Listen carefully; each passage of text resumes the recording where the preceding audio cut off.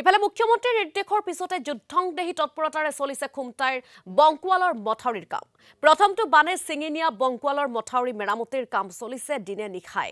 15 আগষ্টৰ ভিতৰত সম্পূৰ্ণ কৰাৰ লক্ষ্যৰে চলাইছে তৎপৰতা। যাতায়াতৰ মূল পথসমূহ বানে খহাই নিয়াৰ ফলতে বিপদত পেলাইছে নিৰ্মাণকাৰী সংস্থাৰ লগতে বিভাগটোক। পথৰ দুৰৱস্থাৰ বাবে আনিব পৰা নাই বহু সৰঞ্জাম। আগন্তুক এমাহৰ ভিতৰত কোনো কাৰণতে সম্পন্ন নহয় মথাউৰি মেৰামতিৰ কাম। পুনৰ বানে ধোৱাৰ আশংকাত শংকিত হৈ পৰিছে বংকুৱালবাসী। আৰু এই সন্দৰ্ভত আমাক সামগ্ৰিক পৰিৱেশ দেখুৱাব সাংবাদিক মৃদুস্মন্ত বৰুৱাই।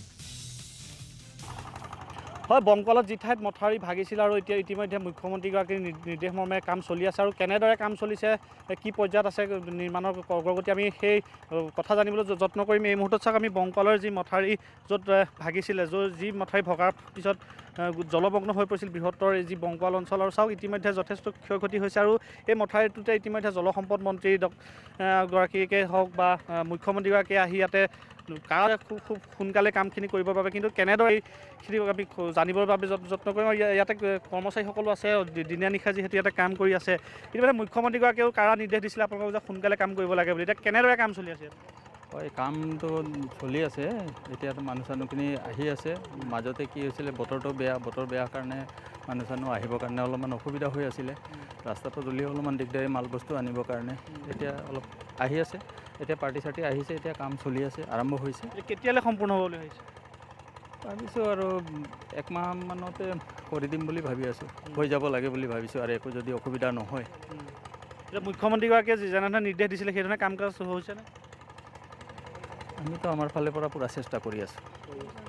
চাওক, আমি জানিব পাৰিছোঁ। আৰু চাওক, আনহাতে যদি চাই ইয়াতে বিভাগীয়ভাৱেও বহুগৰাকী লোক আহিছে আৰু স্থানীয় লোকসকলো আছে ইয়াতে। কেনেদৰে কাম দেখিছে ইয়াতে আমি কিছু জানিবলৈ যত্ন কৰিম। ইয়াতে দেখিছে আপুনি, এই মথাউৰিটোৰ পিছতে আপোনালোকৰ গোটেই অঞ্চলটো জলমগ্ন হৈ পৰিছিলে। আৰু এতিয়া মুখ্যমন্ত্ৰীগৰাকী ইয়ালৈ আহিছিলে, জলসম্পদ মন্ত্ৰীগৰাকীও আহিছিলে। চ' এতিয়া কেনেকুৱা দেখিছে, কাম কাজ কেনেধৰণে কৰিছে?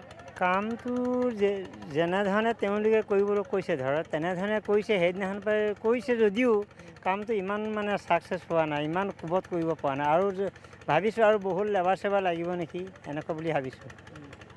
এনেকৈ যদি কাম চলি থাকে বহুত দিন লাগিব? এইটো কমতি 1.5 মাহ 2 মাহ দিন লাগি যাব।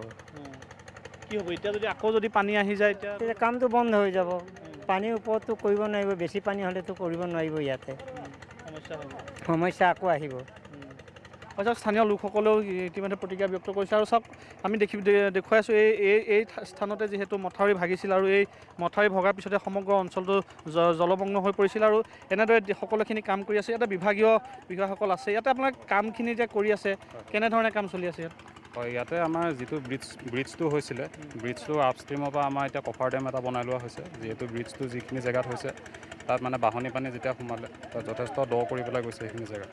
তো আমি কফাৰ ডেমটো সদ্যহতে বনাই লৈ পেলাই তাত আমি যিটো মেগাটিউ বনোৱা হৈছে তাৰ কাৰণে 12টা মেগাটিউ বনোৱা হৈছে।